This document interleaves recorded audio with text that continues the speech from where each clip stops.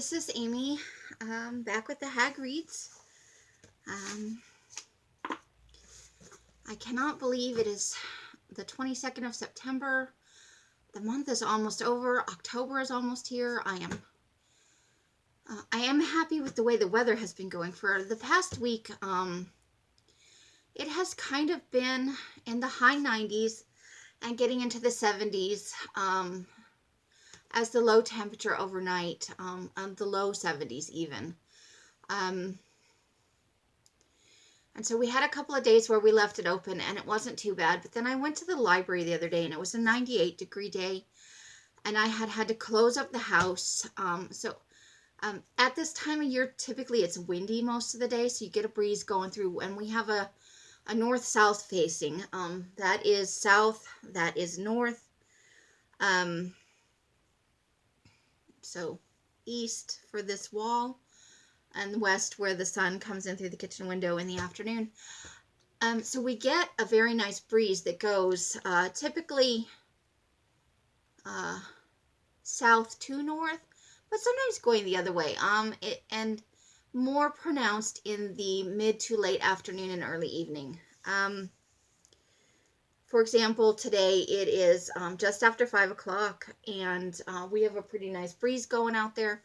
The house is shut up because it's a little bit warmer. It's hitting the hundreds the last couple days. Instead, it's predicting 96, but it's still hitting 100, and that's just too hot to have the house open. It does not cool down enough, and then I don't accomplish anything in the mid-afternoon range from like 2 o'clock. Until it's full dark around 8:30, and that's just too much time to not be able to do anything. I had really hoped by now we could turn off the air completely and leave it that way, and if it just drops down to 95 or less every day, then I can definitely open up the house because it will be, I'll make do. It does get breezy, and I have the oscillating fan, and so we do okay. It's just like that much too hot in the middle of the day to completely turn it off. And I really did try. We gave it a good solid 3 days, but I did go to the library. I closed up the house. I took the trolley over there, which takes me most of the way. It leaves me a pretty good walk on either end. And by the time I got back, I just basically fell onto my bed, flat on my face. I flipped on the air before I got there, and I just kind of laid there panting for a while. So I turned it back on that afternoon, and we have been kind of turning it off overnight, although I did not last night. I fell asleep and missed out. I'm sorry, my voice is just...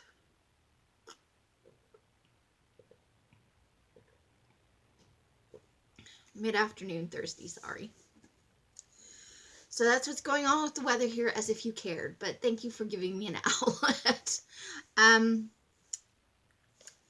Today's books I'm going to talk about is I finally finished the series of unfortunate events, all 13 of them. I read The Grim Grotto, number 11, The Penultimate Peril, number 12, and The End, number 13. You know, and I'm still not sure how I feel about this series. I didn't hate it. I thought it was cute in the way that it tried to teach the intricacies of language and the various ways you could say things. And it always gave you kind of an alliterative title. It did a lot of things that I think books for middle grade readers don't do that are amazing, that the middle grade reader will not realize. It had a couple layers of humor. But I didn't really enjoy the last 3 books, I have to be honest. The adults are increasingly, like, not unkind, but just not helpful. Basically, the message is, you're on your own. Everybody's gonna lie to you. Everybody has their own agenda. There's always more than one way to look at things, which is good. But basically, I felt, and I'm sure this wasn't the actual message, this is just how I perceived it, is that life is shit, too bad. because I didn't expect a happy ending for a book series named A Series of Unfortunate Events. But I didn't feel good or happy or even satisfied with the ending that it gave. It was still very wishy-washy to me. I won't say I didn't enjoy the book series, but I left it just feeling like, well, I'm glad that's over.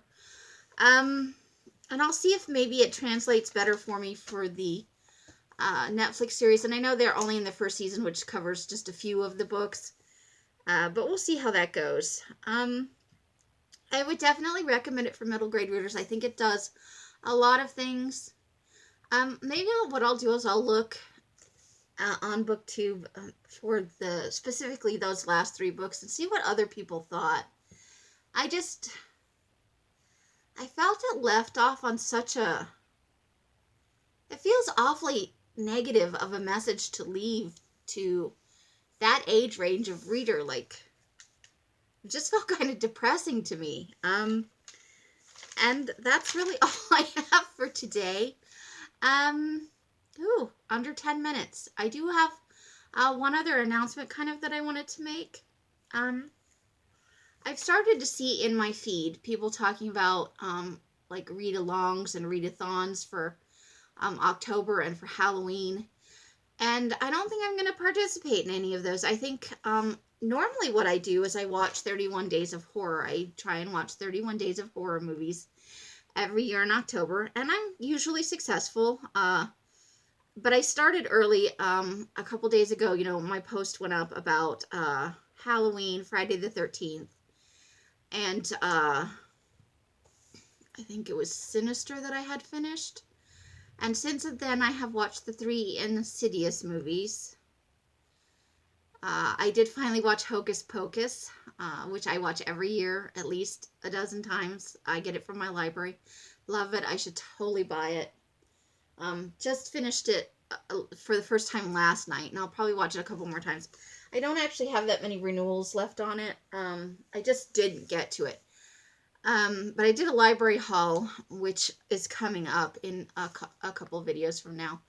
And I got a couple other horror movies that I hadn't thought about in a really long time. The one I'm really bummed about is typically every year I watch John Carpenter's, the original The Fog, which has Jamie Lee Curtis in it. And I love that movie, and Adrienne Barbeau. I love that movie to pieces. But my copy has gone AWOL. I think a friend borrowed it last year and fucking never brought it back. And that person is no longer talking to me. I'm sure it's not over the movie. I can tell you that for sure. But I will probably never see that movie again. And I just hadn't got around to buying a new one. And for the rest of October, I have no free cash. So that's the one thing that I'm bummed about, is I would really love to have seen that again. And I could rent it through Amazon, but it's $2.99 for standard definition to rent it. And that's a third the cost of to buy it digitally. So what I think I'll do is I'll keep an eye out. If I manage to get in a couple of extra bucks through eBay or something, maybe I'll just order it up digitally.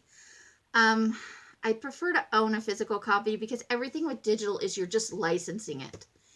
And I think what eventually happens is your cloud on Amazon becomes full, and then they want to charge you for the storage.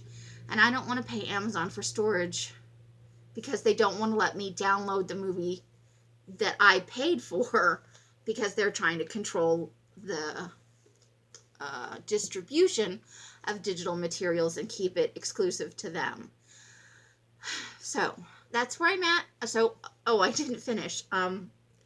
So that's normally what I do, is 31 Days of Horror. And I have given up Netflix, so I'm not going to probably watch 31 Days of Horror, because I don't think I can come up with 31 horror movies on Amazon alone and through my library, because my son had checked out early all of those, and they're all starting to get requested by other people. So I have the 2. We'll see what I can come up with. Maybe I can make 31 Days of Horror, and if I do, I'll certainly talk about it on here. But what I thought I would do actually is read 31 Days of Horror novels. And for that, I think I will definitely include some of the Goosebumps I have left. I still have 13 of those left to read. Anything like in the range of Ambrose Ibsen certainly is qualifying for that. I will not count any Agatha Christie ones because those are straight up mysteries. But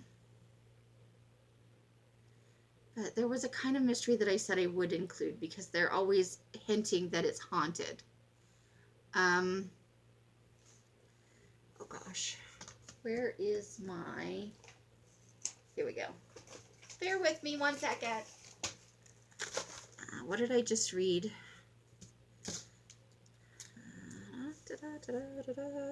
Not prepared. Oh, I will accept Hardy Boys and Nancy Drew because almost all of that somewhere in there goes, oh no, it's a haunted such and such, and it never turns out that way. It's like Scooby-Doo in that way. It turns out you unmask the villain at the end, and there was never a ghost. Nothing was ever haunted or spooky or anything like that. But I will include those because in almost every one, there's the intimation, at least initially, that it's haunted or, you know, in some way, that there is something going on that is not a man-made cause. And then at the end, it's like, if those meddling kids, you know. So I will include Nancy Drew and Hardy Boys, Goosebumps, Ambrose Ibsen type stuff, Richard Lehman, Darcy Coates, who I just started reading and liked. And I have a number of Amazon, you know, I'm a member of Prime, so you get those first books. I have kind of a backlog of those. I tend to choose the closest to horror that you can get. So I kind of have a backlog of those kind of books that I could read on my Kindle. And then I went through the new release books in my libraries. You know, you can go and on my library's website, you can look at the brand new movies. You can kind of scroll through.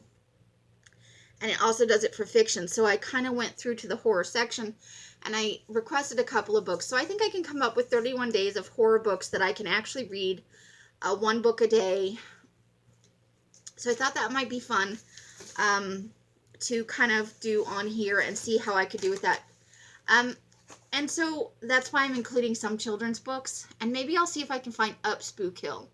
I loved that book when I was a kid. And that sort of thing. So we'll see what I come up with. I could certainly do some children's books. I do pretty good at reading a book a day, but I have stuff that's coming up due at the library. And so I can't exclusively read horror, but I will try and complete one every day, even if it's just a Goosebumps book, to kind of keep the streak. I love to have some kind of horror challenge in October, and I don't necessarily want to glom onto somebody else's because, well, I don't get any additional readership out of being a part of it, or watchership, I guess. You know, I've done Booktubeathon and a couple others, and it doesn't boost my viewership any. It doesn't lead to any extra comments from people that aren't already watching or commenting on my videos. So I don't see much of a point to participate in that because the draw is that we're all doing it together. We're all reading and commenting on each other's videos. And I don't get that on my end, so I can just comment on their videos and skip my part and do my own thing that I know I will enjoy, as opposed to setting up challenges that I may or may not like. And I think there's still... Today is the 22nd. Today is the 22nd. So there's still 30 days, half September. So there's still 8 days left in the month. I will see if I can come up with kind of a TBR that I can talk about maybe after my library haul video that's coming up in a couple of days. So that's it for today. If you've watched to the end, thank you so much. Happy whatever time of day it is for you. I hope that your weather is much cooler than mine and that you are getting the crisp, cool fall air. I will see you soon. Bye.